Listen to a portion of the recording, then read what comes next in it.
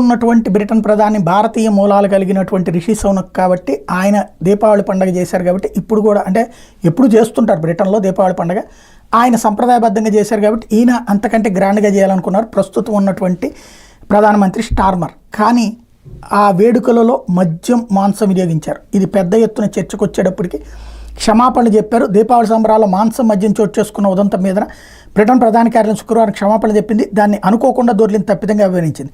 దీని మీద బ్రిటిష్ హిందూ సమాజం ఆందోళనకు అర్థం చేసుకోగలం, ఇకపై జరిగే సంబరాల్లో ఇలాంటి పునరావృతం కాకుండా జాగ్రత్త పడతామని హామీ ఇచ్చారు.